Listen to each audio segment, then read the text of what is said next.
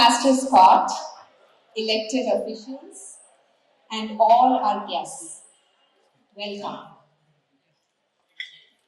All of us have seen them.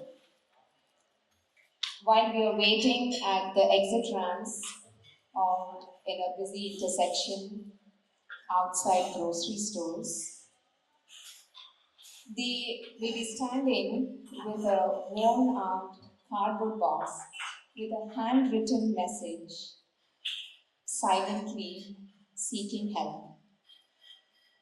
They look at you pleadingly, and our first instinct is that we want to help them.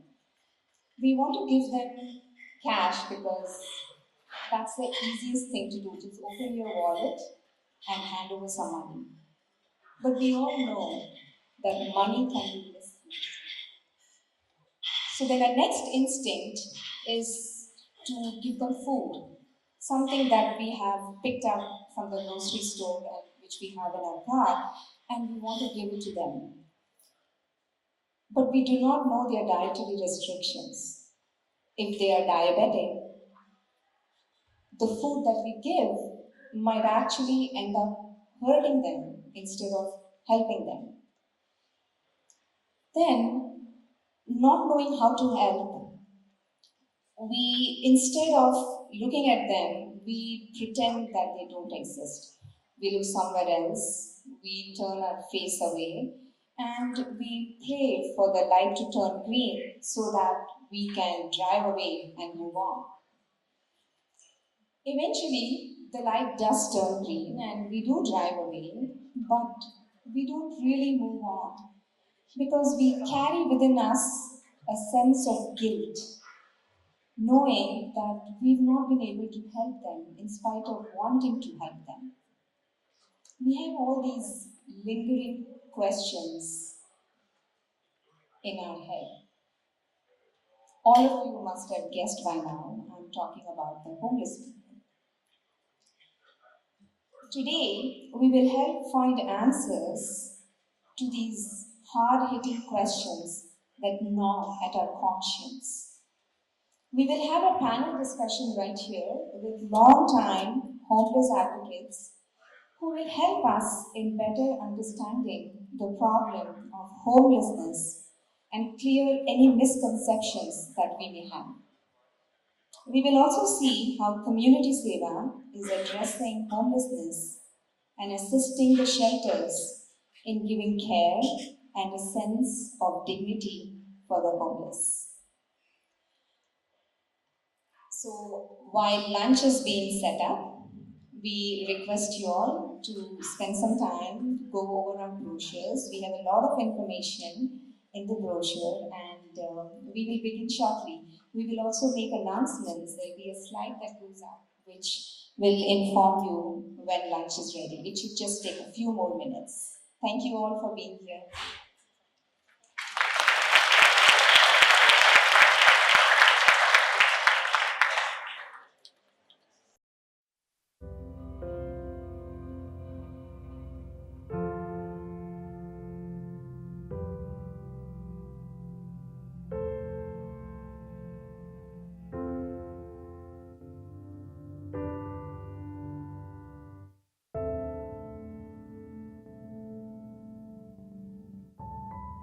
Community Seva is a local non-profit organization formed right here in the Bay Area with a simple mission to feed the hungry and serve the homelessness. We live in Silicon Valley, one of the fifth largest economy in the world. And it's hard to believe that homelessness even lives here.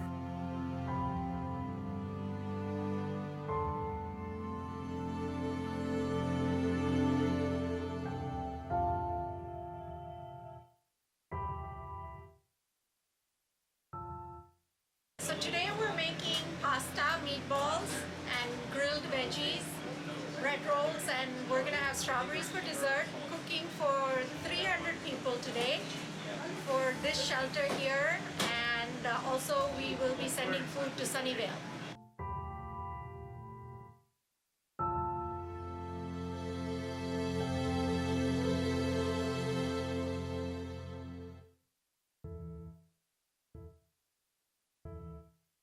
20-pound bags of potatoes, and we have 10 pounds of carrots, 10 pounds of broccoli, and about 20 pounds of peppers. We are going to be cooking about 40 pounds of pasta.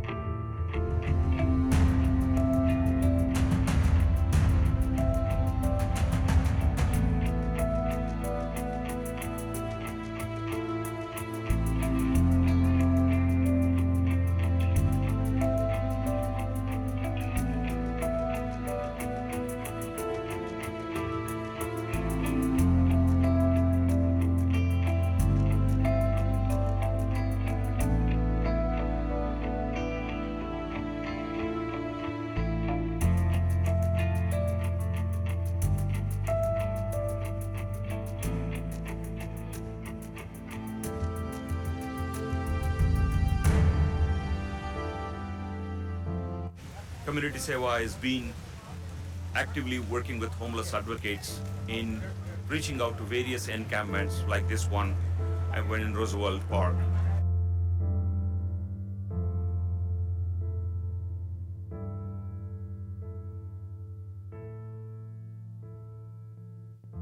These homeless people really need help, and we come here, we help them to clean their encampments and serve them food and also give them backpacks and also tents.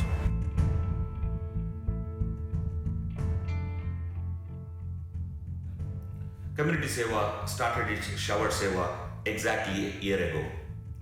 Every third Sunday of the month, we provide hot shower and laundry facility to the homeless people in downtown San Jose. And to date, we have given shower and laundry facility to close to more than 400 homeless individuals.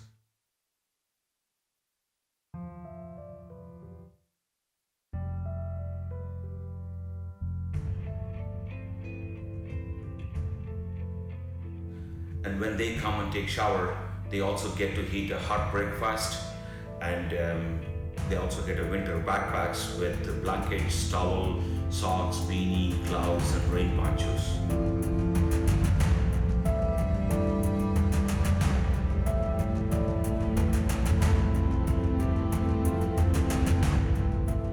I'm Mary McCall, one of the board members here at Front Door Communities. We are so pleased to be able to host Community Seva the third Saturday of each month. And in addition, happy that they're going to help us when the shower ban is here on Mondays and Fridays. So thank you, Community Seva.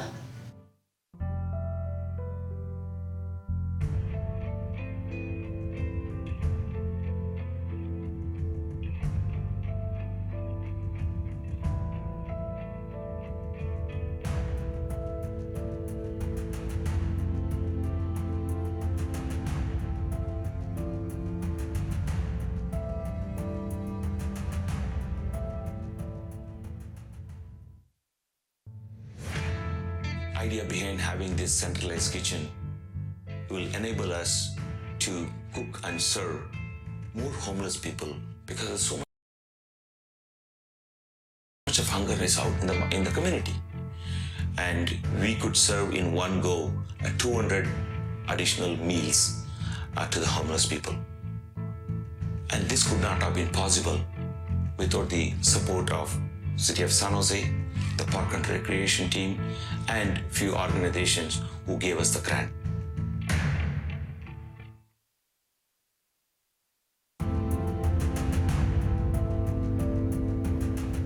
Here is what we plan to do for the next 1 year.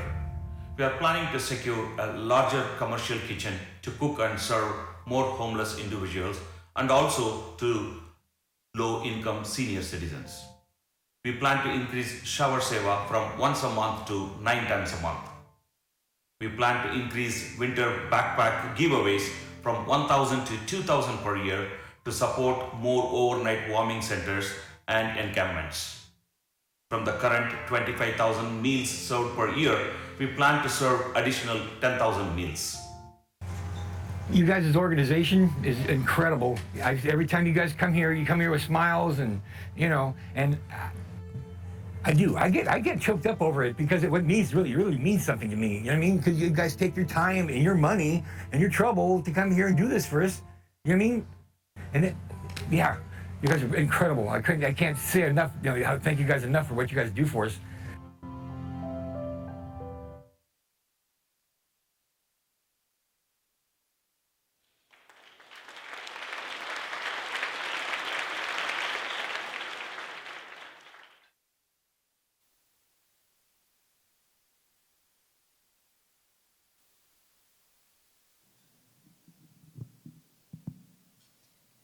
I would now like to introduce to you our keynote speaker, Pastor Scott Wagers. Pastor Scott is a senior pastor and founder of Charm Deliverance Ministry. He has been a grassroots homeless organizer in San Jose for over 25 years. He earned his BA and MA in sociology at San Jose State University, writing his master's thesis on the structural causes of homelessness in America. In 1977, Pastor Scott and Chum collaborated with First Christina Church to open the church as a homeless family shelter. It successfully defied city efforts to shut its doors and then helped create CHAP and Progress, pilot housing programs for the homeless. Pastor Scott is a recipient of many community and academic achievement awards. Please welcome Pastor Scott.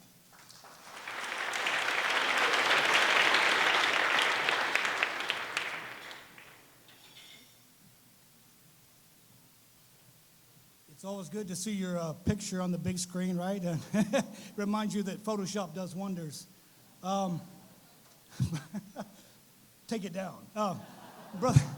Brother Nathan, thank you for the invitation. It's good to see you all here. I know we're running behind. When you tell a preacher he's got 5 minutes, he's like, where do I go with that? No, but honestly, brothers and sisters, I want to tell you that I've been on the front lines for 25 years dealing with the homeless crisis. And unequivocally speaking, the problem is greater now than it's ever been. So your support, everything you give, even the thoughts you think, the prayers you send matter. So the crisis in Silicon Valley, everybody knows about it, but the numbers are just staggering. Listen to the numbers. 6,200 people are homeless in San Jose. 10,000 nearly are homeless in the county. 158 people died on the streets last year, some of whom us advocates know. So the picture is grim, but also there's hope, because we live in the wealthiest nation, in the wealthiest region, one of them in the world. You've got to remember that. Martin Luther King said, America has the resources to end poverty. The question is, does it have the will? So today you're going to hear from advocates, people, and a brother that lives actually on the streets. But I want you to know that the problem is growing along the creeks. I go out with the police department now. We go out 3 times a week. And you see people living in fourth world conditions. And when you're middle class or upper middle class, maybe you're insulated from that reality. But people are literally living in fourth world conditions along a creek without safe, habitation or sanitation. There's diseases that break out in homeless camps. The picture, again, it's startling. And that's why I stay out there on the front line, because to see it up close and personal, it grips you. And you have 2 choices. You can be afraid, and you can back away, and you can try to build insulation between you and your brother and sister, or you can say, I'm going to make a difference. And I know that's what Brother Nathan and Community Seva is about. When I met Nathan a couple of years ago at the health fair, he drew me in, because I know he's real, and I know he cares individually about the people. And that is something in dealing with homelessness you have to do. You have to see. These are children of God. These are people. These are human beings. And they have lives and they have stories. And everything, listen what I'm going to say now. Everything you do for them matters. Every piece of food you give them, every time you give them a hug or anything, they're in survival mode. And I thank God I am not in survival mode. But when you're in survival mode, everything matters, because people ask me, I've been doing this a long time, they say, does it really make a difference? Think about what you're asking. Or the homeless want to be homeless. Think about what you're saying. I've never met anybody that says, I want to live like this, and I've never met anyone out there in 30 years that doesn't appreciate. See, that's a misconception. Come with me or Nathan, come out and individually, yeah, the people are jaded, but they're incredibly gracious and incredibly savvy, given their circumstances. That's why I stay there. But today, when I see this many people that I know you all paid to be here, most people pay not to come hear me speak, but to shut me up. Right, Nathan? So you're making a difference. And keep supporting Community Seva. Keep supporting the grassroots efforts that are out there. Backpacks, hygiene kits, again, food. On the front line is where the battle is going to be won or lost.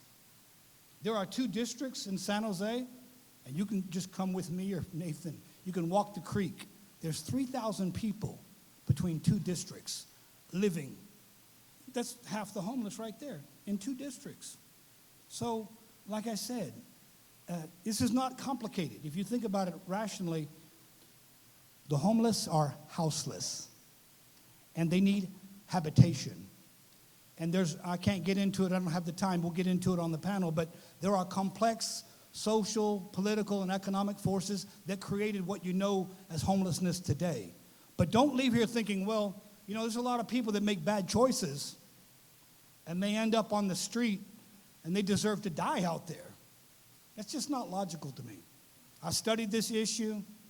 It's complicated in the forces that created it, but the solution to it is not that hard. You can take the hardest core person, and they've tried this in different cities, off the creek, out of shelters, and put them into housing. They will change. That's been proven over and over again. Yes, they need services. Yes, they need support. They will change. You save their lives. On my Facebook, I post every story of every person that gets a housing voucher. It saved their lives. You're not enabling people because that's a myth. You don't enable people when you help them survive. If you're hungry, you need food. If you're naked, you need clothing. And if you're devoid of a house, you need housing. That's not enabling. So don't let that myth stop you from being generous and doing what your heart tells you to do. So thank you for having me. We're going to have a panel discussion in a minute, and we'll go into depth on some very important questions. But bless you all, and thank you for having me.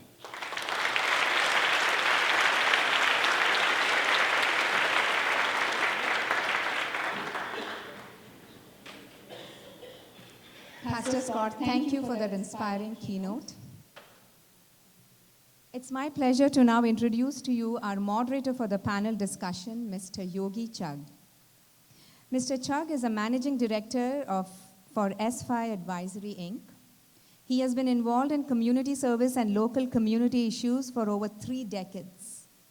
He currently serves as a commissioner on the Fremont Economic Development Commission, an advisory board member for Drivers for Survivors, and an associate board member for Asian Pacific Islander American Public Affairs.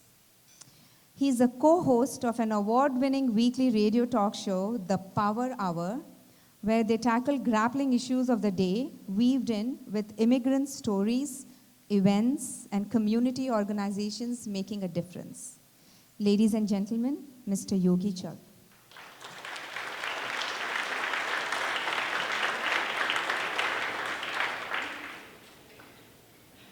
The stage is yours, Yogi. Good afternoon, all of you. Just looking at this room full of people holds a sense of admiration for the fact that you are here today to come back and support something so deep and so meaningful.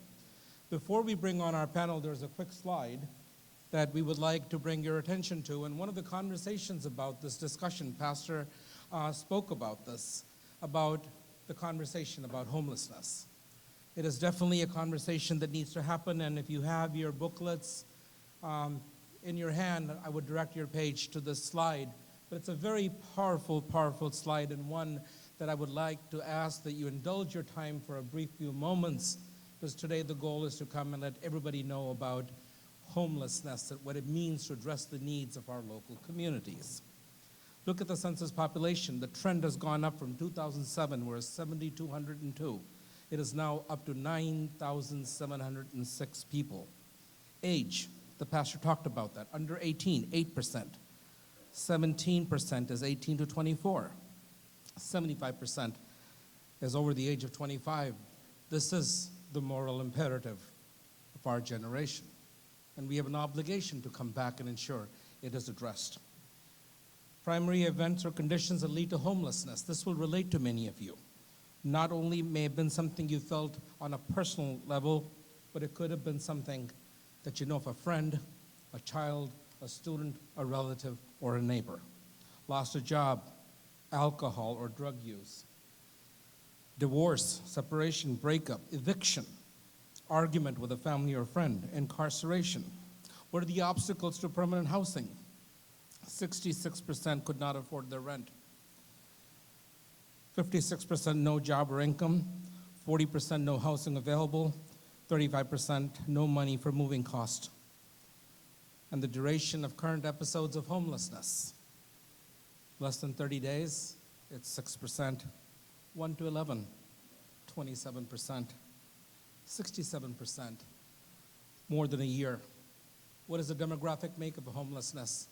Homelessness, sadly, does not belong to a certain group of people. It transcends economic boundaries, it transcends race, it transcends age. 44% white Caucasian, 24% multiracial, 19% black, 8% American Indian or Alaskan Native. It is a moral imperative. It is a conversation that has to be had, a conversation that we hope will help understand the very notion of what homelessness is. I struggled with the definition of homelessness, but today as we have this conversation, we're going to talk about this. We're going to come into your hearts, we're going to come into your soul, we're going to come into your minds. So it is truly an honor and a privilege now to introduce our panelists. They will be doing their own self-introductions briefly, but I'm going to call each one of them on the stage today. Pastor Scott Wager, you heard from him a few moments ago. Pastor Scott Wagers, please join us on this August podium and dais. Next will be Sean Cartwright. Sean may need a little bit of assistance with her crutches, but she is absolutely somebody who was motivated and fired up to be a part of this conversation today. And as we give Sean the chance to walk up slowly,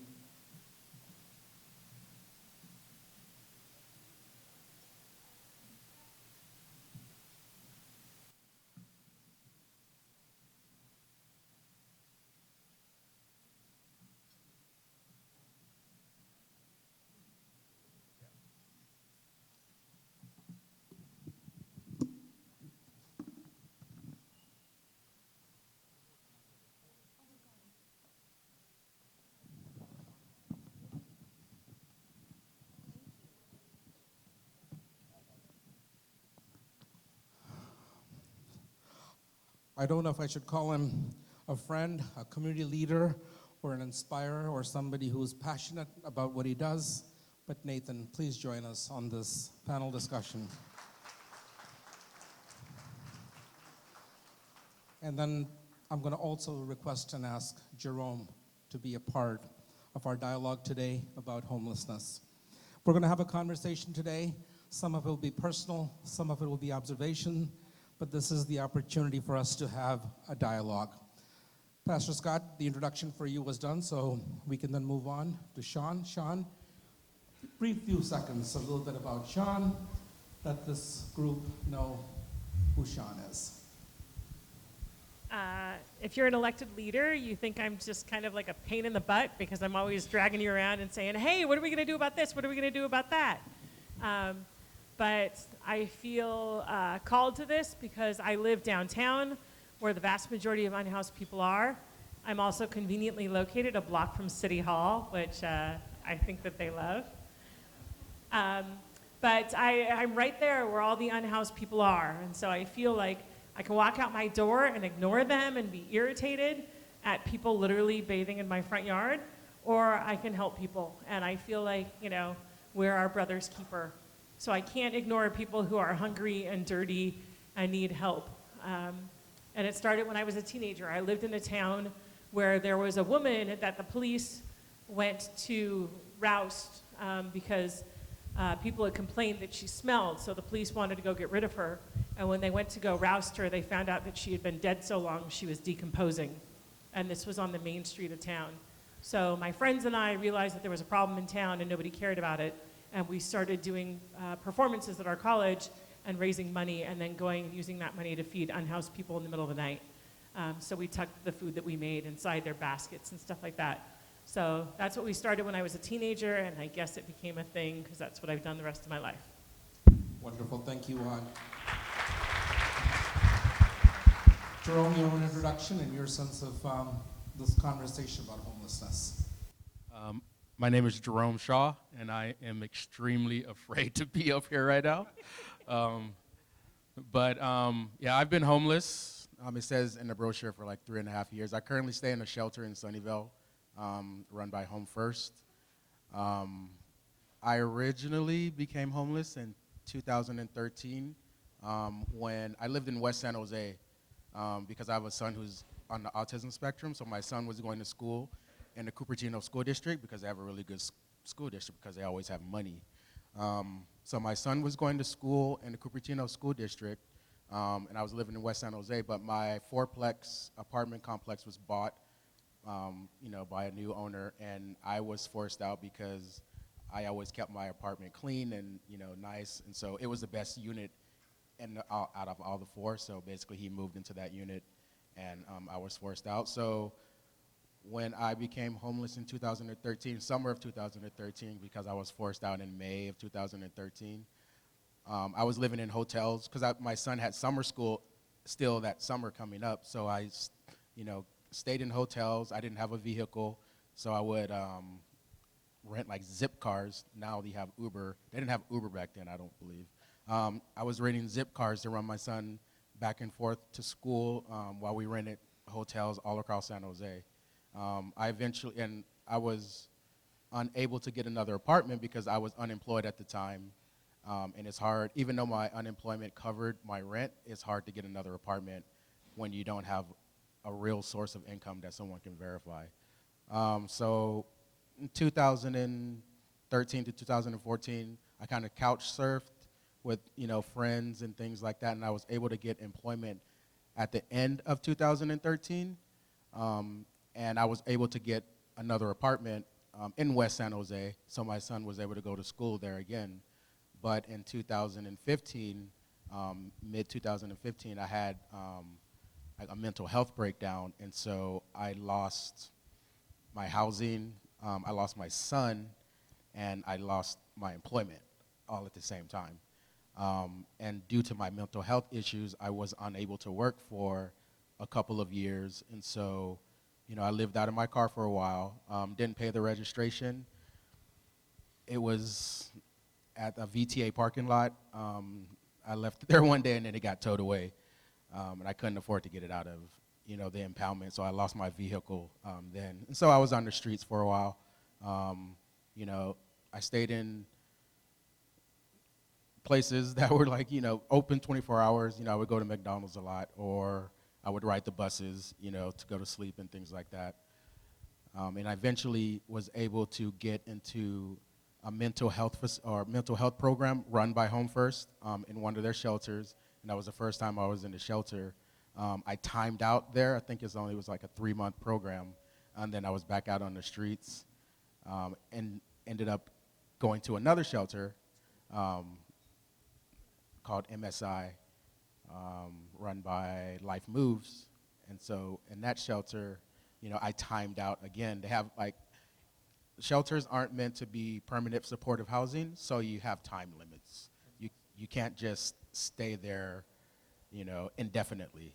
And so I kept timing out, because I wasn't unable to work, and so I was unable to get a job. Jeremy, I'm going to ask you a few more questions, but the framework of this conversation about what got into the system and how you got this is very inspiring. Hold your thoughts for just a few moments because we want to continue this conversation. Oh, I apologize. No, it's not that at all. I think that the conversation about Jerome and all of that. See, in the panel discussion, I've always felt that it's important to understand the story of the person. Because once you understand the story of the person, it's something you can relate to. And the conversation about is the stories that you're going to hear, the conversation pieces, I can assure you, you'll be able to relate it to in some form or shape. So Jerome, inspiring story. Thank you for opening up your own journey as a part of that. And Nathan, as we begin this dialogue, you don't need a whole lot of introduction, but certainly Nathan is a corporate leader. You know, a lot of people just think community Seva is his full-time gig, but Nathan has continued to really focus on Silicon Valley and really becoming an extraordinary person who understands the notion of technology. I often wonder, there's 24 hours in a day. How does Nathan spread it between community Seva, family, and work? Definitely, I know. In the audience here don't need my introduction because we have seen enough time in the video. Already my pictures are printed on the brochure. I think I'm going to skip the introduction about myself, but I want to thank all three of you. Hats off to you for what you do. I'm proud to call you all my brothers and sisters, and I'm so blessed that I know you here, and thank you for being here. So let's continue the conversation more deep into it. Thank you. Pastor Scott, when you spoke here, it was inspiring the fact, the notion you talked about a chance meeting with Nathan, and then how the work that you started to watch about community Seva. But the question about homelessness, you know, often reading up on that, you find out that there are various reasons why people enter into it. But I'd like you to speak a little bit about the barriers that prevent people from sometimes getting out of homelessness. Can you speak to that, Pastor? That's a great question. And, you know, if you really, when I studied homelessness as a graduate student, unequivocally, the experts, quote unquote, said the lack of housing. In the 80s, Ronald Reagan was president of the United States. Do you guys know who Ronald Reagan is? But he cut the housing budget $63 billion. And then suddenly, even in San Jose, I wasn't here in the 80s, but tent cities, like you see now, but smaller, started to explode on the streets. So again, think logically. That's a direct cause. See, there's correlation and there's cause. What causes, like Sean says, it's not homelessness, it's houselessness. Those big forces create people being on the street, right? But once they get on the street, watch, this is really important. When I was doing graduate work, there was a Stanford epidemiologist studied homelessness. She said that drug addiction, mental health issues, they're correlated with homelessness, but they're not causing homelessness, okay? Think about what I'm saying. There are countries in the world where there's no homeless people because housing is a right. See? So when people become homeless, every issue they have is exacerbated manyfold, and they begin to be stuck on the streets. There's a guy named Golden Wolf that was a member of my church 25 years, and he became more severely mentally handicapped as the years went on. Finally, his Section 8 housing came in. I'll be brief. And he got off the streets. He still comes to church. I'll probably see him later today. His life was saved, period. He's got a lot of mental health issues, but the housing saved him. So again, the point I'm trying to make is that don't confuse cause and correlation. When people end up on the streets, any of us on the street, if I'm on the street for a week, I'd turn into somebody worse than I already am. But think about that. So that's not causing homelessness. There's much bigger forces at work causing homelessness. The economy, stupid, right? The cost of housing. Who can afford $4,200 for an apartment?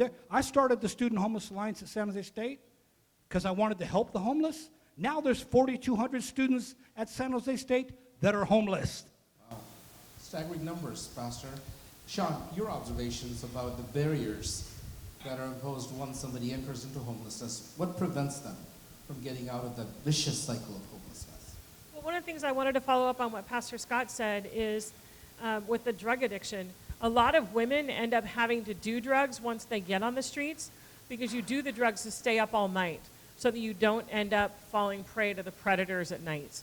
Many of the women do drugs to stay up so that they don't end up getting raped. The majority of women who are on the streets have been raped at least once. So doing the drugs is a self-defense mechanism. And so then that becomes a problem because I end up on the streets and then I end up doing the drugs to stay safe, and now I'm a drug addict.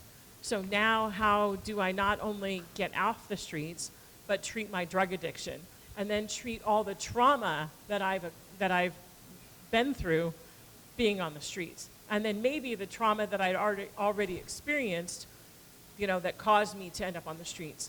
There's a woman that I remember very clearly who, from Willow Glen, and I like pointing that out because they don't like homeless people, but from Willow Glen, who literally ran out of her house. She was a domestic violence victim, and she was being abused, and she just literally ran out of her house. That was like the last day she was abused. But all she had was what was on her body. And she ended up becoming abused, or she ended up becoming unhoused. So now she's on the streets with just, the t-shirt and jeans that she had, and she had nothing else. So now she's a victim in the way of who's going to help her. Is it going to be somebody who's really nice, or is it going to be somebody who's pretending to be nice and is then going to abuse her later? But many of the barriers are, if you're trying to get drug treatment, you call and you have to actually win the lottery that day to be able to get into drug treatment. If it's domestic violence, there's only 59 domestic violence shelter beds available at any night in the county. If you're a family, there's only 65 family shelter beds at any time in the county. So there's a lot of reasons. And then if you're a pregnant, unhoused woman, most unhoused women won't go to a shelter because they can't take their partner with them. So there's a lot of these really common barriers that people can't or won't go to shelters, or there isn't space for them, or whatever it might be. And so it's just so many barriers that really honestly could be taken down with a simple vote. That's impressive, and you talked about these big problems, and certainly it's a process, but a meal could go a long way in helping somebody at Community Seva. A meal, self-esteem, hygiene, things that could just make a big impact. Would you agree that it's little things such as that? It's actually little things, and actually the thing that I see most at Community Seva is the humanity. So even though you might just be giving out a backpack or a shower or a meal, it's the humanity that you see. There's other people that serve meals all around the city or the county, and a lot of it's, but Community Seva, and it always makes me giggle sometimes, people are like, hi, here you go, here's your food, here's your backpack, how you doing? It's like Disneyland. And that goes a long way, because unhoused people are invisible. They have no dignity, and nobody ever wants to see them or make eye contact. And Community Seva always goes out of the way to make that eye contact, to say, like, I see you, how are you doing? I am here for you. And to me, that is important. And you know what? You should applaud, because she was talking about many of you, because you make this experience of serving such an honorable way.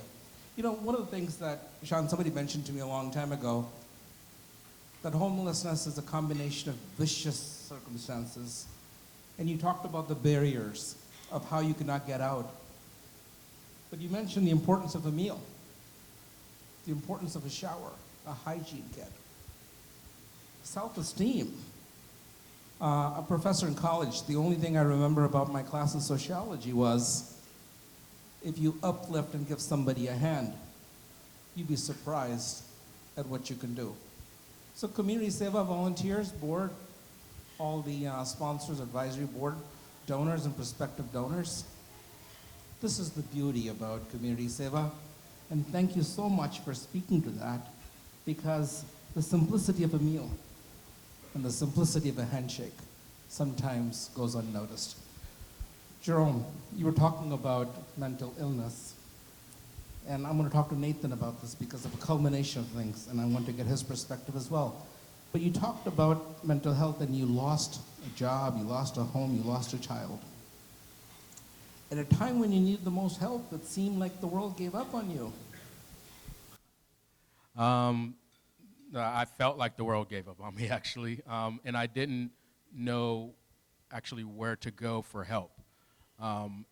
When you become like suddenly homeless, you really don't actually know what resources are out there, and it was hard to find resources, and so I actually found resources through individuals that I knew, and they gave me the direction to go.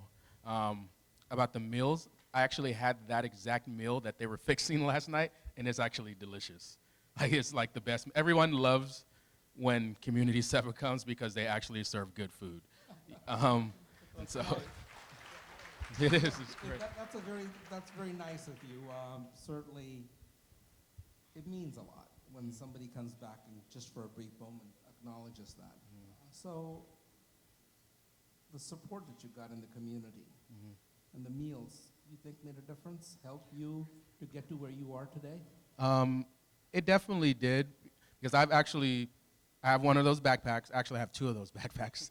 And I've used the hygiene kits, and I've washed my clothes, and the mobile laundry and everything like that. And it helps you, when you feel like hygiene is very important. Hygiene is very important to me, and it's difficult when you cannot maintain your standard of hygiene just because you don't have access to, the facilities to do that. I've gone to, hospitals. Hospitals are always clean, so I always go to hospitals to use like their bathroom and to like wash up and things like that.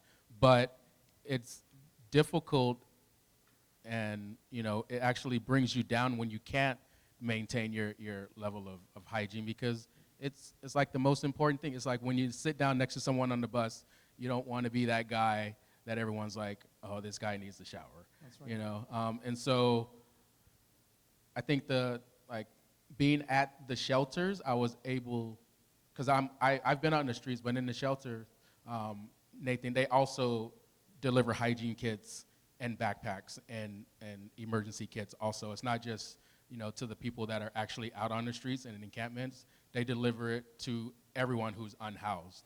And so I was able to take advantage of that and obtain those services. Well, Pastor talked about the issues of homelessness and his involvement early on. Sean, you talked a little bit about the barriers. You talked about how dangerous it is at nights and how the whole complexity of being able to extend a helping hand helps people in a way that one can never fathom. Jerome, you talked a little bit about the mental health. You talked about your own viciousness of the system, but you survived and you came through, and you're still understanding how you can now help others as well. Nathan, hearing all of this from a community Seva standpoint has got to be pretty inspiring for all the things that you're doing right now. Did you ever think that when you first started that all of this was going to come to life and you're going to start to make a profound impact? Maybe small, but big, but larger? What's your thoughts? It's making me choke. That's for sure. But I really want to applaud and thank you so much for all three of you for all the kind words you have shown today on Community Seva. And another really want to thank you, because without all three of your support, I don't think so we would have done what we are doing today. Because you guys have, Sean, any night you call me, I call you, we are there and you help us to do it. And that's one of the things which Community Seva is really, really, there's no barrier for us. There is no barrier, absolutely no barrier, because we extend our arms to partner with every homeless advocates, front door communities where we are partnering for shower. We want collaboration. We want partnership. Because Community Seva, 6 years ago when it started, never thought that I'll be sitting here and talking and I'll have amazing 400 plus and 2,000 volunteers and supporters going to be behind my back.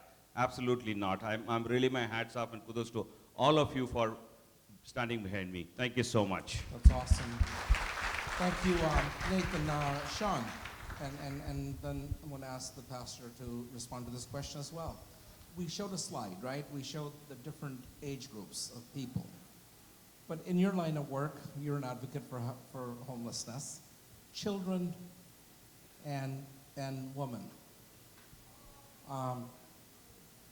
One would think that they're more vulnerable sometimes.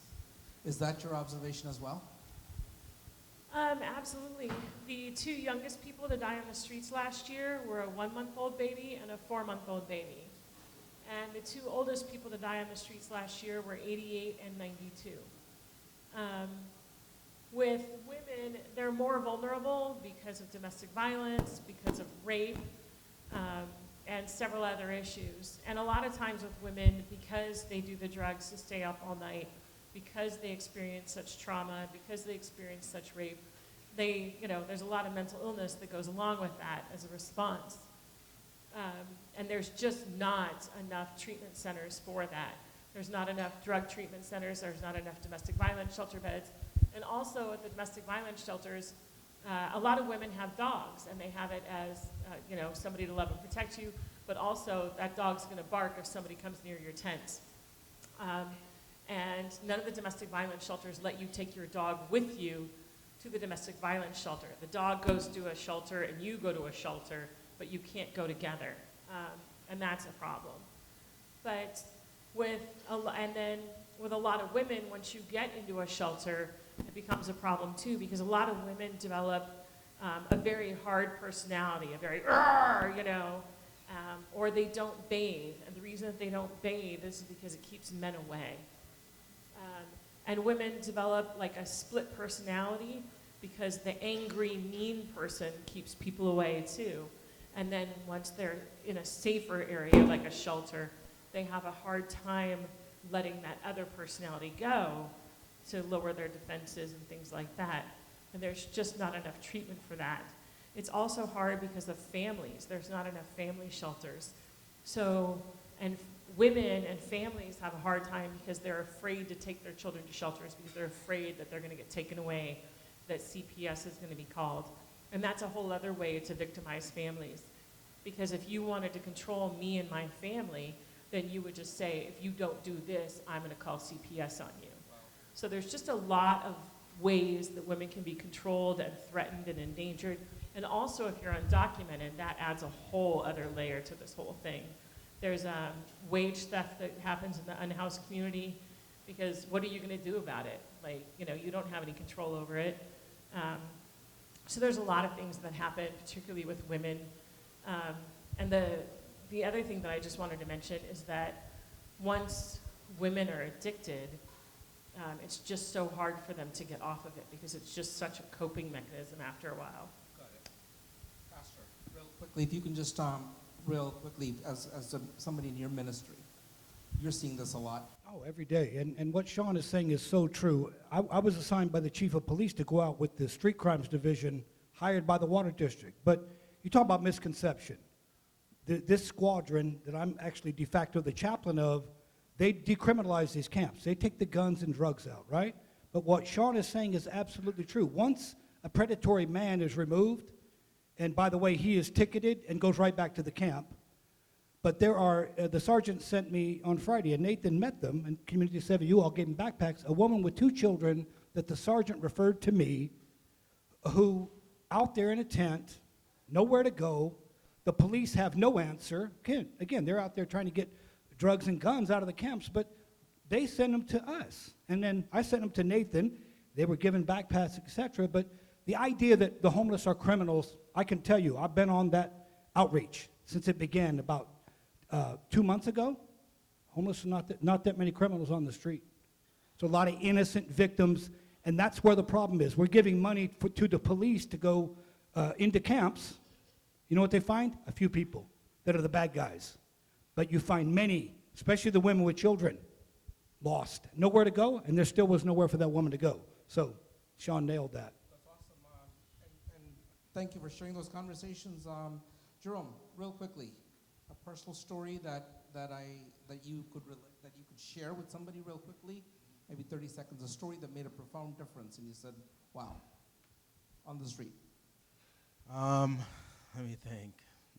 So I think before I got into the shelters, and I was just on the streets, I saw a lot of people who, I don't know, that people usually see every day that are homeless, that, maybe they're drug addicts, or maybe they have some type of, disability or mental health issue. And I was waiting at the bus stop, one day with a guy, and he was homeless, and he's like, do you have any spare change? He's like, I'm homeless. I'm like, well, I'm homeless also, And he looks at me and he's like, you don't look like you're homeless. I'm like, well, what does a homeless person look like? And like, he didn't have an answer to that. And I didn't have an answer to that either. It's just like, I'm just a regular person trying to make it day by day. I just happen to be unhoused. I'm not, not illiterate. I'm not dumb. I mean, I have goals. I actually have a job now, and I'm very proud of it. I'm in the sheet metals union, so support your local unions, everyone. And so you don't know what a homeless person looks like, and it's kind of, bad for people to have, judgments and misconceptions about, the homeless community. That's awesome. Jerome, thank you for sharing that. I'm going to pose this question to all four of you, and we're almost down to the tail end of this. And this is where the question comes down to where, what's the word, where the rubber meets the metal, or the metal meets the rubber, or let's get to the point where it gets to where we need to be at. How do you think, in a world in which there's never enough money for anyone, how do individuals, youth, or a family member do to make a difference in addressing and alleviating this question about the basic things, a meal, self-esteem, giving them a helping hand? How do we make a difference? What would you say is that one thing that you think somebody can do to make a difference? Pastor. You have to, look, you can't, Martin Luther King used to give great speeches, one of the greatest speech makers in history. You can't thingify any person from any race, from any background, period. The homeless are thingified. We don't look at them, a lot of our culture does not look at them as human. And it's understandable, seriously. Being honest, we have our prejudices, right? But you have to make a human connection. And the power of what we're talking about up here in demythologizing the homeless is to make the human connection. Everybody on the street has a story. Everybody's someone's child or brother or mother out there.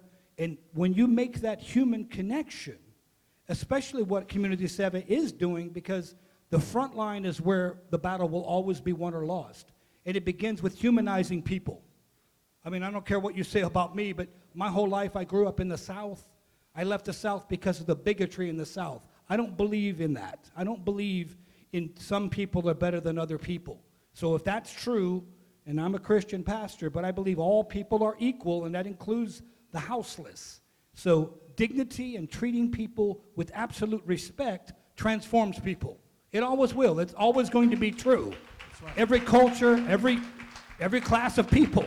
And we're having trouble doing that. Trust me, because people just don't, they're afraid. And so my job, I feel, and Sean and the other advocates, and Nathan for sure. Nathan is such a kind, engaging man that starts everything, the change of everything starts there. Thank you, Pastor. Sean, your brief comments as well. Mine is a little bit similar. Mine is empathy. And there's no more empathetic group of people than homeless people. And if we could emulate them, I think that would be great. If you give an unhoused person, say a big foot-long Subway sandwich, they will ask you, can I share it with my friends? And they will immediately call other people over. I have gone to an unhoused camp with Nathan and given away a bunch of blankets. And then I've gone back a couple days later and said, do you guys need anything else? And they're like, yeah, we need blankets. I'm like, why do you need blankets? They're like, because the other camp got flooded and we gave them ours. If we could emulate unhoused people and their empathy, then this world would be an amazing place. And I just wanted to digress for a second. There's been a bunch of times that I've called Nathan and said, this camp got flooded. Can we get more tarps to them? Yes. Nathan, these people who have everything taken away, they need tents tonight. And he's met me in a parking lot with a tent. So it's more than that. It is just calling him with an emergency and him being like, okay, what time? Bravo. Jerome. 30 seconds about what a child or family member can do to address the question of homelessness in our local communities. I'm going to dovetail off of her comments. So, but mine are, I want people to have empathy and understanding of like mental health issues that individuals might have. It's sometimes you feel like it has to be like present and obvious, and a lot of times it's not. There's a lot of people that are depressed, that are anxious, that are, bipolar, that are out there, and their mental health issues aren't being addressed, and that's why they're out there. And that's one of the things that I want people to understand, that, or have empathy and understanding about, to understand that. Nathan, one of the things about the dietary considerations, Community Seva spends a considerable amount of time on dietary stuff, right? And we're going to wrap this up after that. So dietary is a big consideration for Community Seva? Very much. It's a very big concern, and that's one of the reasons we have a nutritionist in our team. And we work with our core volunteer and a nutritionist together plan. A meal is not just a meal. It's a very healthy, nutritious, hot, delicious, personally cooked with love. That's what we serve. That's awesome. Nathan, thank you so much. We've had a great discussion and a great dialogue. One of the key things is a question often comes up in a lot of these rooms in which we have a lot of South Asians. I like to give a little bit of money back to India. Nothing wrong with that. I'm proud to support a lot of the things back in India. But somebody told me not too long ago and came back and said, God giveth to those that he believes can give. And give not only to India, but invest a little bit in our local communities. The feeling is gratifying knowing that you're touching communities. And let's not all forget that the immigrant story when we first came here was a humbling story. A story where we were sometimes fearful of whether rent could be made or not. I'm sure that some of you may have dealt with that. Maybe some of you never dealt with that. But let's walk away today with this conversation about the fact that in the 21st century, the question about homelessness is going to be a question that's going to come back and form the dialogue and the discussion, not only at tables, but at households as well. I say the moral imperative, because there is no question about morality when it comes to serving those that are most vulnerable. That's in our DNA. Pastor, Sean, Jerome, Nathan, thank you so much for sharing just a tad bit more. To let a community know what they knew, but sometimes it just has to be reinforced. And Nathan, we're going to tell the story. We're going to keep on telling the story. A big round of applause for our panelists.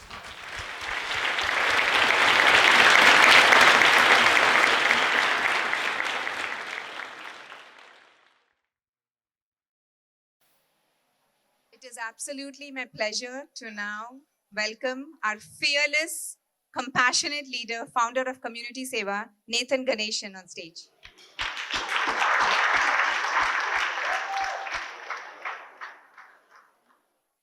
Dear supporters of Community Seva, in the last 1 hour, you have seen the video, you have heard from Pastor Scott and other homeless advocates about the reasons behind the homelessness epidemic and how you can support the other human beings who lives in our midst. In the decade of experience I have had serving homeless individuals, I personally had a chance to talk to many whose stories have made me choke up. Speaking to them warms my heart and inspired to do more. I'm going to share a few experiences here. A few people who spoke to me at a local shelter, as I told you, they told me that they were absolutely tired of eating pizza, bread rolls, or sandwiches. But you guys are awesome because we come there and cook healthy, delicious, nutritious, hot meal cooked with love. One person told me that he is allergic to gluten, and some of them have the other dietary needs. So our meals make a huge difference in their life. One of the homeless persons told me, "Is my mom out here?" He looked at it, "Because my mom can cook food like this." And he teared up. When we asked a lady who lived in encampment, as Sean said, what could you do to help her? She said, I need anything you can give me to protect myself. It took a minute to really understand what she's saying. She was afraid and felt insecure and vulnerable living on the streets. And she continued to say, it was not her choice living on the streets. She doesn't want to live on the streets. But now that she is on the streets, she wants to protect herself. Imagine sleeping in the street at a dark night every day is feeling unsafe and afraid. A man whom I spoke to, he became homeless because he's lost his job. The story doesn't end there. So he sent his wife and kids to stay with her parents. And after some time, his wife ended up divorcing him. He did it with a good thought that this family doesn't have to live on the streets along with him. Now, he lost a job, he lost the house, and he lost his family. Just imagine how hard to recover from that. The man whom you saw in the video, the shower Seva, eating a burrito, he refused to take shower. Our volunteers witnessed that because he didn't have another change of pair of clothes to change. And it was very heartbreaking for us to see. Then we had to get him a pair of coat and pair of pants so that he could take shower. And it's very hard to imagine wearing just a single set of clothes that you wear every day, regardless of sweat or dirt. I can share thousands of such stories I've experienced. But the simple, clear, and loud message is the homelessness is not a choice. As a responsible citizen of our country, we need to do our part. We need to act with kindness, and we need to act generously. Community Seva has grown exponentially in the last 6 years. Look at our trajectory of growth. We beat any internet startup in Silicon Valley. From one volunteer to 2,000 volunteers, from 100 meals to 100,000 meals, from 6,000 backpacks and hygiene kits, and our shower service is going to touch 4 digits very shortly. Please give a round of applause to all the volunteers and support users who are here today.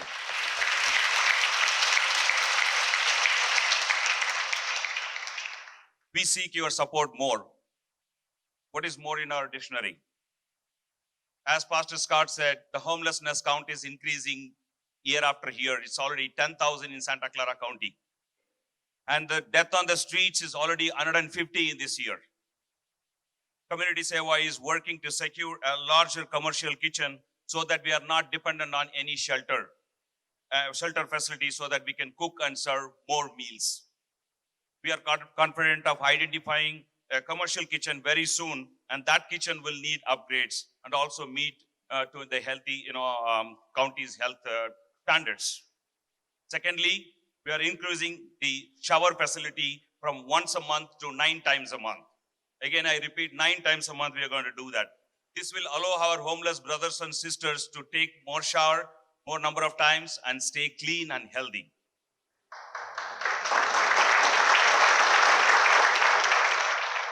This year, we will be supporting several overnight warming shelters across Santa Clara counties and Alameda counties, where we will provide warm blankets, beanies, socks, gloves, and our volunteers will go to these warming locations at 10 p.m. in the night to distribute them.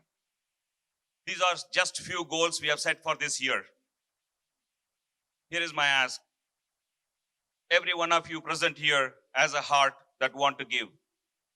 I know many of you support several non-profit organizations globally, but it is very important to support the alleviation of problems in our own backyard, in our own community. We see this silent and helpless community with our own eyes when we drive to work, when we drive our kids to school. Instead of averting your eyes and your mind from this problem, by donating, you are standing with this organization and being a part of the solution. Let us act right now. Let us act together and let us donate together for further the mission of Community Seva. In the next 15 minutes, I'm looking forward that moment, that generosity and that giving to help fulfill all the envelopes that is in front of you. No matter what the amount is, I request no single envelopes be left empty.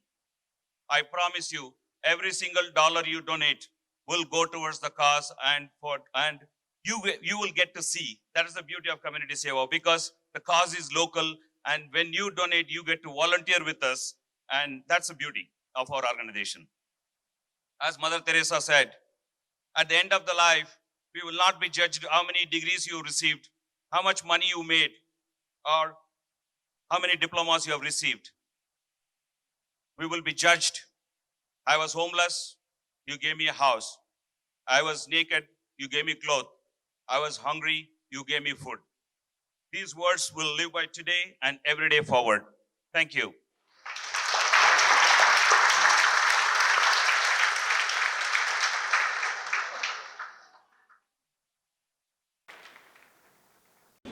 All right, really quickly, we're going to come back and wrap this up in 15 moments. The inspiring story of how Community Seva has continued to serve its communities. It's scalable, it's the foundation, and for all of you who are leaving, we'll get this wrapped up in about 10 minutes. So the first fund a need, right? As we talked about, if you want to feed 4,000 people with a hot breakfast, feed 3,000 people with a warm, nutritious dinner. Feed 3,000 people with a wonderful Thanksgiving dinner. Help 300 homeless individuals stay warm with our backpacks. Help 500 people stay clean with our mobile shower and laundry service. And help support our kitchen expansion. The fund a need, the first $10,000. Do we have somebody that can believe that you can help fund these specific needs that Nathan and this team have talked about? It is really the fervent hope and belief that you will touch a life. Nathan, the last year, the community came together in a way that was unprecedented. And I know that sometimes you have to look deep into your own hearts, you have to look deep into your own minds, and you have to look back and say, can I do this? But as Nathan said, you will touch a life. The first fund a need, $10,000, will help make a profound difference, Nathan. And as a part of that, the scalable nature of the organization, the board, the volunteers, absolutely confirms that the job will get done every single time a commitment is made by Community Seva to our partners, to our shelters, and to our homeless community, correct?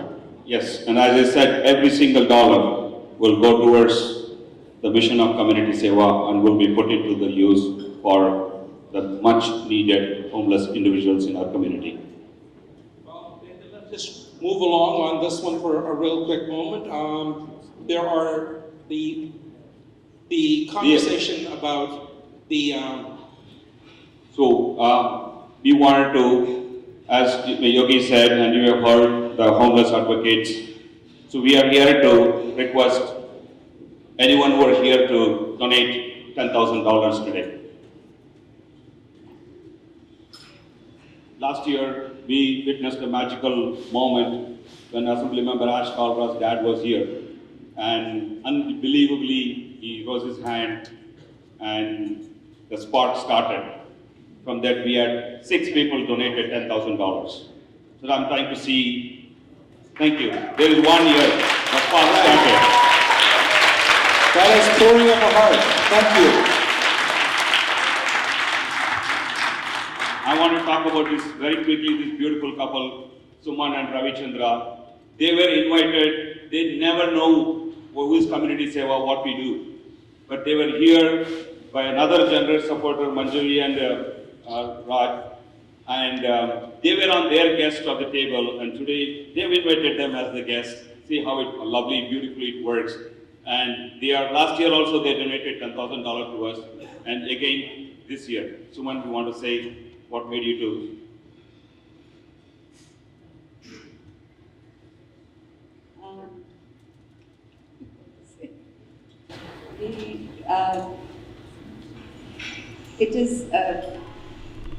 It's been, I think we're just fortunate that we can do this.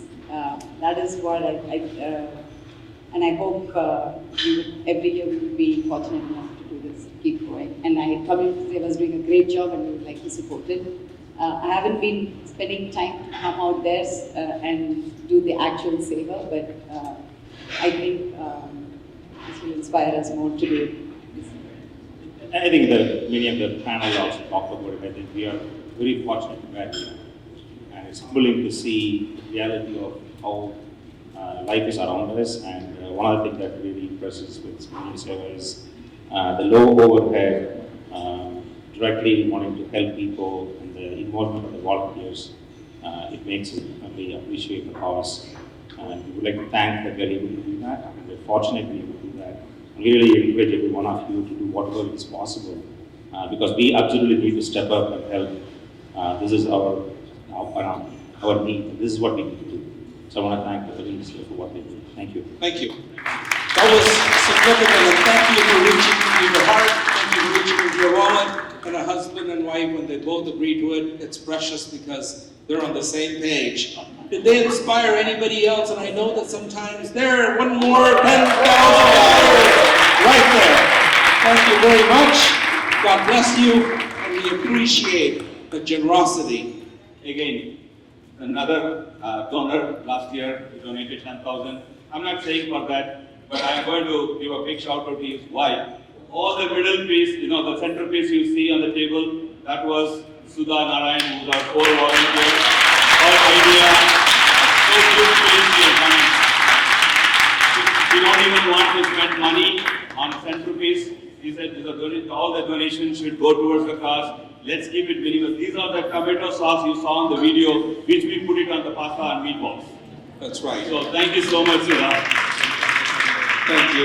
Yeah, this is awesome. Thank you so much. But this is the inspiration. Anybody else that feels that they can come back and do it today, or they can go talk to their friends at home and come back and say, I too will do what I can. But in this whole context, we have a really short period of time. We want to run through this very, very quickly. But as we come back, if there's a certain amount that you choose to come back and say, I will do, please, we're here. We'll stay back beyond this program. But let's move on to the next category. Right? The next category is $5,000. You're going to feed nearly 2,000 people. That's a lot of hungry people. For nearly 1,500 people at the weekly dinner. And it can take care of the entire Thanksgiving Seva, which Thanksgiving, we are going to serve Thanksgiving dinner on this Thanksgiving weekend, and it can take care of the entire meal we are planning to serve on that day. And 200 people warm and cozy with our mobile shower and laundry. They talked about this, the nuances of the street, the homelessness, what has to happen. Can you believe how you can touch so many human lives every single day? It may seem a daunting amount, but just understand the lives you're going to touch, the people that are going to make a difference. And I know that Chitra and Saran, when we were talking about this whole idea, the personal stories, right? The mobile shower. One day Saras will tell you her story, but let's leave it at that. That human being was vulnerable at a moment when it was needed, and that shower helped to make a difference. So once again, folks, I ask you for a very brief moment. Just look into your heart and come back and say, I may not be able to volunteer every single day, but can I make a difference? Can I fund the need?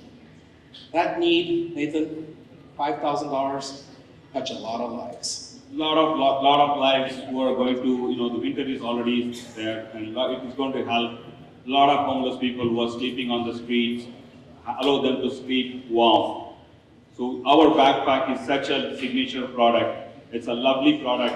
Everywhere we go, the moment we give the backpack, the love that, the expressions they make when they hug the backpack, because it's not just a backpack. Let me explain what is inside. We have a cozy, really blanket. Even I want to use one. It's so cozy. And then we have a towel, and we have a gloves, beanie, socks, rain ponchos, hygiene kit, all in one. Such a winter goodies, best gift for a Christmas you can give to a homeless person. That's right. Hey, there you go. That's wonderful. Love this. Wow. This table just raised a total of $15,000, man. This is amazing. Thank you for the work you did. All right. And you're here for the first time, right? Thank you. There you go. There's So, another one. one more. Awesome. Thank you. Today is the first time I'm coming here. I'm surprised to see so many people supporting their art. I did once Seva, carried away by that. And I'd like to repeat this, and thank you guys as much as Thank you. And Tara was known, I know him professionally through my work, and he came for his birthday, he donated, and he actually sponsored the Seva, I would say, and he was there. I couldn't be there on that day, but that changed him, and he wants to continue to support community Seva. Thank you so much for it.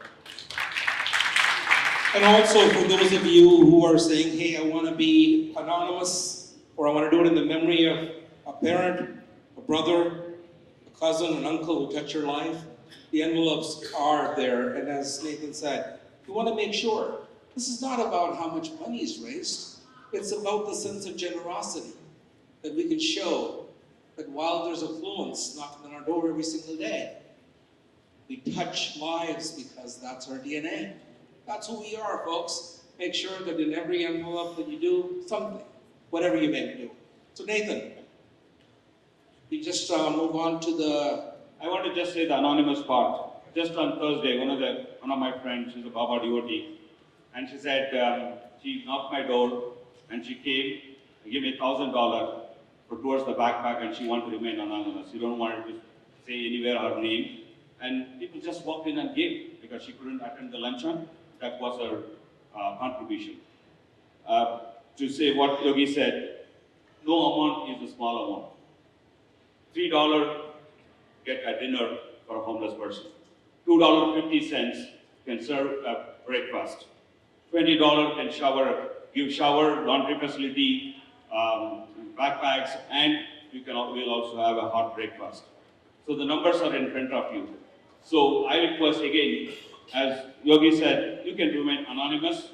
You don't have to raise your hands, but generously you can write the envelope.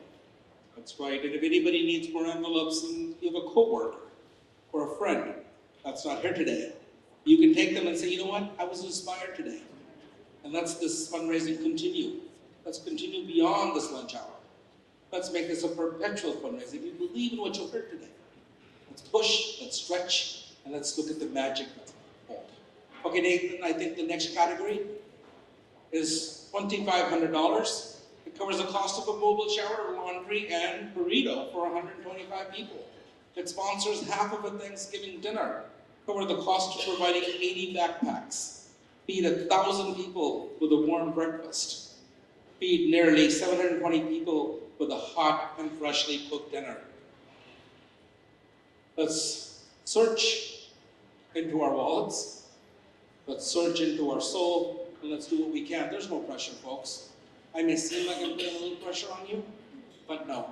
That's what fundraisers are all about. It's by touching the ability to believe in something, and that's the way it's supposed to happen. Looking around. You know what, Nathan? I'm telling you, I'm awesome. Oh. This is amazing. No, I know you want to say justice. She's such one of the busiest dentists in the Bay Area. Still, she takes early morning spots are the best spots for her. And as much as possible, every breakfast ever, Jenny signed up. Thank you so much, Jenny, for your generosity. Thank you. Okay, all right, we have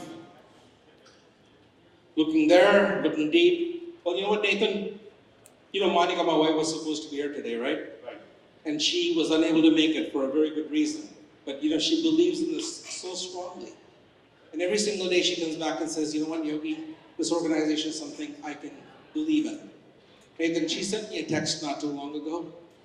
And she said, make sure to tell Nathan and the team that we're going to come back. And I personally will make sure that I can support at the 2,500 level as well. Thank you so much. Thank you, Jenny. Thank you, my thanks to Monica. This is a given. As long as God allows, we'll continue to do it. It's all the way our big good work is done. Once again, folks, the envelopes are there, and continue to really believe in what we're doing. Good wishes are awesome. Volunteerism helps too. Come and volunteer. And as a part of that, Nathan, the envelopes are there. And I know a lot of anonymous people, they don't like to talk about what they're doing. publicly, but I know that there are many more that are writing them anonymously today. And as a part of that, what else can we do, Nathan? Stories, right? Stories are personal. We could talk about this all day long, but we want to be respectful of your time. Exactly. We want to finish this up relatively quickly. Do we have anybody else that can come and talk to our volunteers? If they've got a community Seva sign, please talk to them. They'll give you details. And our volunteers are already walking around, and there are already a few envelopes I could see. Already stacked full of envelopes are getting collected. Thank you so much for your generosity. So our volunteers are ready to stand by and collect the envelopes. So we can move on to the next one. We're going to move on to the next category, guys. This is a category that is something that I love. And last year we did a really good job on this. $1,000 feeds 250 people with a delicious hot meal, helps create 400 hygiene kits, and helps with 30 backpacks.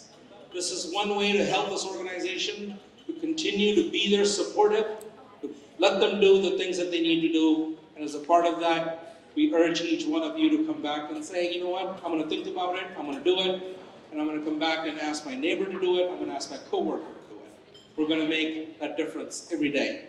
See, also, if any of you want to, sponsor a dinner or a breakfast, even in 2020, in the next year, and you're thinking about it, you can donate today, and when you can come and volunteer and sponsor, it will be on your name.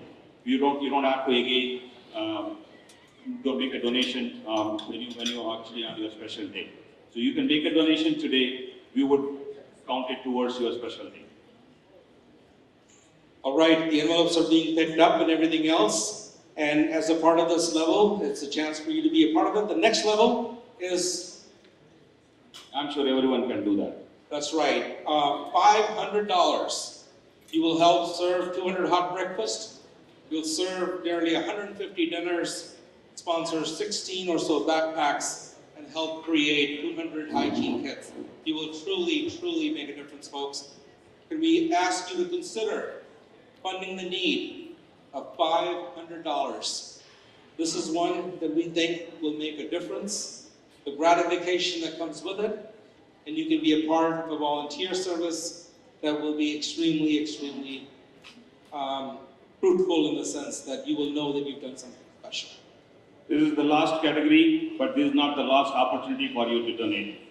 We have the next couple of items on our agenda, so we will leave you here so that you can still think and you can fill up your envelopes before you leave.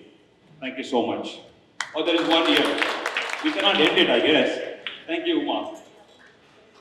Uma is our again, Uma and Krishnan sir. Both are our great core volunteers. She runs the show every second Sunday by herself. Amazing. She's a Jhansi Rani of Community Seva. Thank you so much, Uma.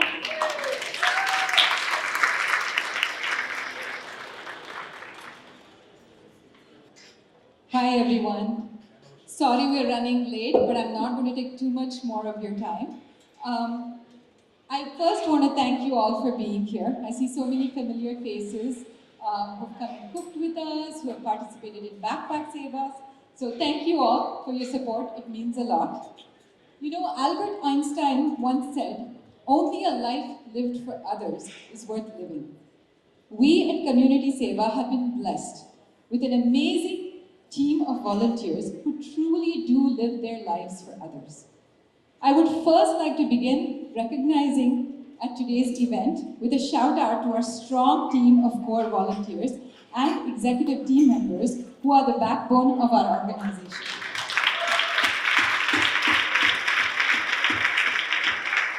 These remarkable individuals tirelessly give their all to help those less fortunate in our community. And we couldn't have done anything in the last 6 years without them. Whether it's waking up at 4 a.m. week after week, whether it's lugging gigantic shopping carts full of food at Costco, lifting heavy sacks of potatoes into their trunks. They do it all with a big smile on their faces. Dear core team members and executive members, please stand up or wave and take your well-deserved round of applause.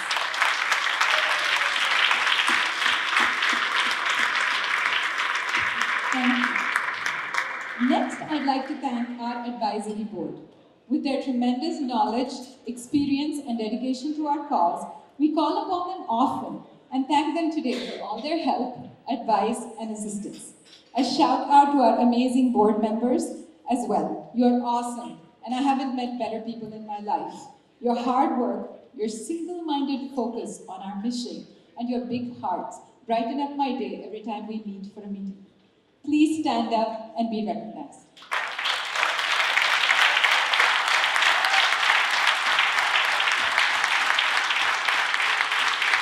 Thank you. Now I'd like to recognize the elected officials who have taken their time away from their busy schedules on this weekend to be here. Welcome to all of you. Could you kindly stand as I call your name? Tom Pike and Swapanti Mandalika from Congressman Ro Khanna's office. Teresa Gomez, representing Assembly Member Ash Khan. Assembly Member Kansan Chu and his wife Daisy Chu, who had to leave, unfortunately. Santa Clara County Supervisor Cindy Chavez. Dawn Rocha and Joanna Molina, representing Supervisor Dave Cortiz's office. San Jose District 8 Council Member Sylvia Arenas. Raj Salwan, the Vice Mayor of Fremont. And Bonnie Mix, Evergreen School Board Member. Okay, next is a very special award. Every year, Community Seva honors an individual who has gone above and beyond in supporting our mission to feed the hungry and serve the homeless. This year, we could not pick just one name. Rather, we have 4 amazing individuals, each of whom has shown great support for Community Seva's cause. Because of their support, Community Seva has been able to provide the shower and laundry facilities to over 400 people last year. This year's Tree of Life awardees are Martha Beatty, Paula Kelso, Mary McCall, and Alice Milner from Front Row Communities. Ladies, please come up on stage at this time, and I request Community Seva's founder, Nathan, to do the honor of giving them their awards.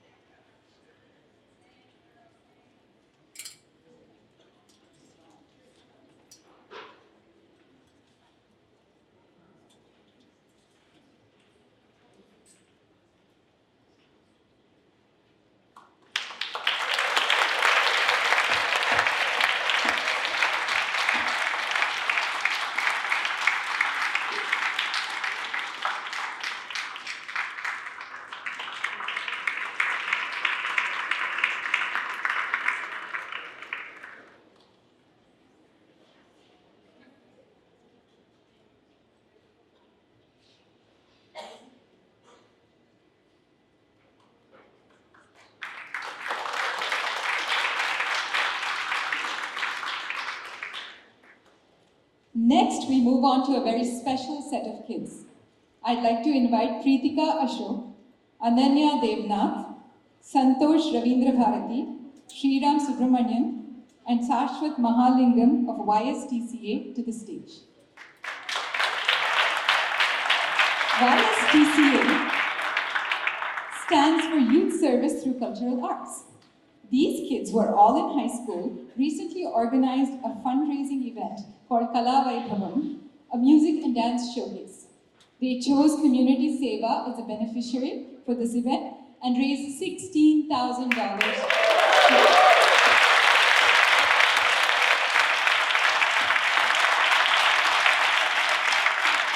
These kids put in over 100 hours of volunteer time and have earned the US Presidential Service Award, Bronze Level. This is the highest volunteer service award granted by the President. I would like to invite Pastor Scott on stage to hand over their pins.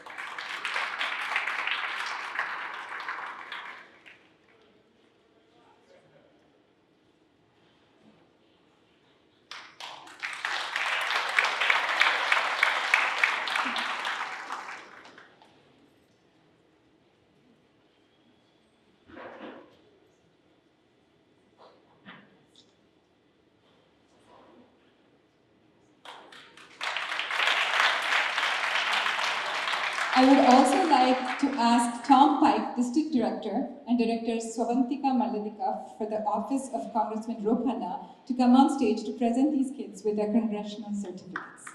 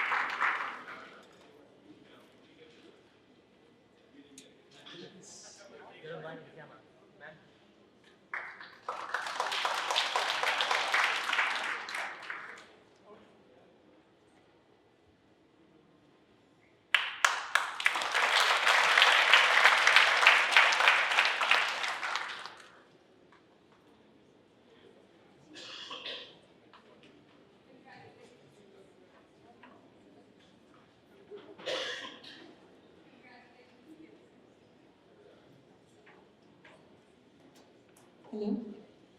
Congratulations, kids. Now, the next one is a surprise award. I'd like to invite Varsha Venkatram to the stage. Varsha, who also happens to be my daughter, is a junior in high school. And she has been an active youth volunteer for Community Seva for the past 4 years. For the past 3 of those years, she has been working in the background, designing and writing our newsletters that are sent to over 2,000 people on a bi-monthly basis.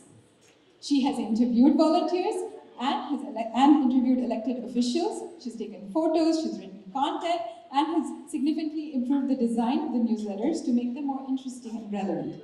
Varsha is also the co-lead of our winter coat drive.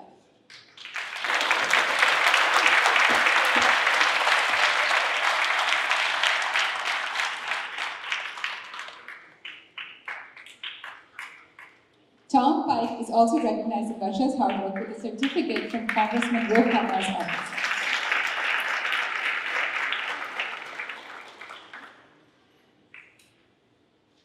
Last but not least, we have one more final award. I'd like to invite another Varsha, Varsha Praveen, to the stage.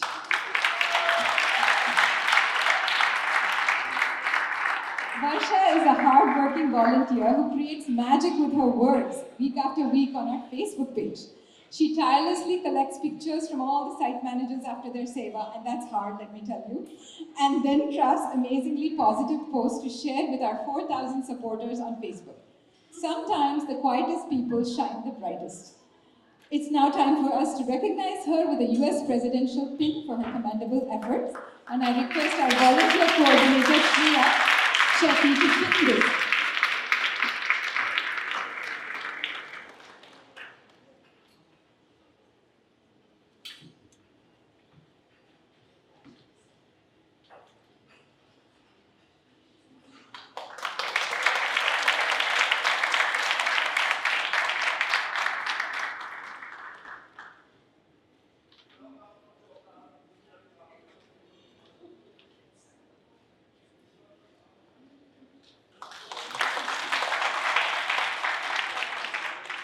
Next, I'd like to invite Assembly Member Chu's representative on stage.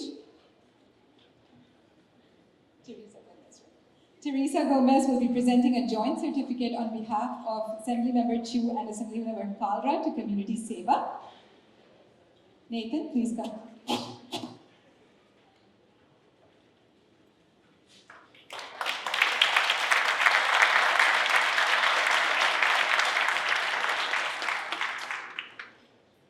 Thank you so much. This event today would not have been possible without the support of our amazing sponsors. I would now like to ask our sponsors to stand up as I call your name. Please do remain standing so that our volunteers can find you in the audience and give you a small token on behalf of Community Seva. Firstly, thank you to our corporate sponsors, Palo Alto Foundation, Silicon Valley Bank, and Wells Fargo.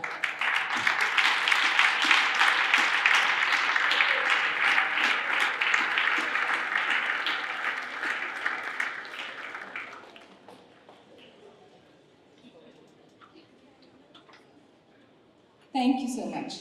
Next, our event sponsor. I would like to ask Mr. Mani of Shasta Foods to stand up and be recognized.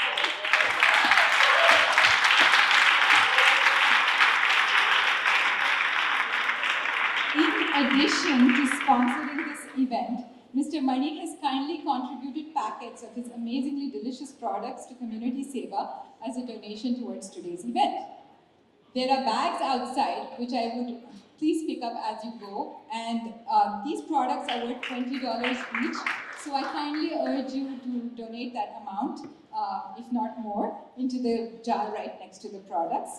Thank you so much for all that you do for us.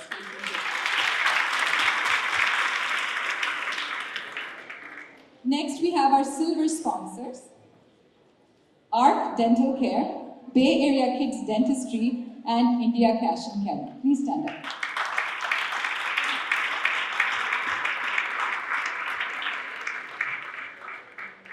Next, I'd like to thank our bronze sponsors, and we have a lot of these. So I'm going to go through the list one by one, and please do stand up. Aparna Menrai, DDS, Asha Pediatrics, Chug LLC, Code Natives, Dylan Law Group, Rita Sharma from Farmers Insurance, the Hannah Group, Health Trust, Kaiser Permanente, Kushwinder Singh from New York Life Insurance, Kutir, Priya Living, Purple Patch, Sangeeta Restaurant, Silicon Sage Homes, and Trident Consulting.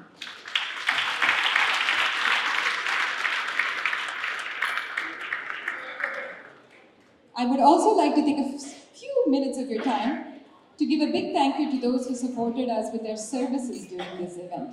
Our event photographer, Srinivas Murthy, our event videographer, Vijay of SF Bay Photo and Video, the beautiful video you saw in the beginning, the Community Seva video, well, that was by Dinesh Chandrasekhar. We have Venkat Krishnamurthy on the AV and the cocktails. Our saxophonist, Puneet Pratap. Arya Dining and Banquet Hall. And the media members who are here, Evergreen Times, India West, India Post, NBC, and Sitare TV. Finally,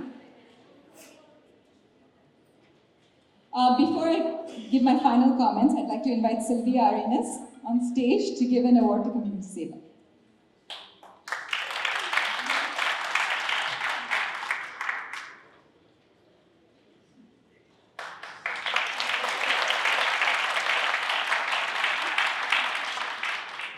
Thank you, Councilman. Finally, I know it's been a long day and we apologize for the delays, but I did want to give you a heartfelt thank you.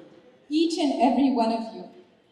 We are so honored to have you here, and your support and your presence means so much to us. The problem that we seek to address, alleviating the suffering of those in need, is by no means one that is easy to solve. But with your help, every meal that we serve, every warm blanket that we deliver, and every hot shower that we provide does bring a smile to someone's face.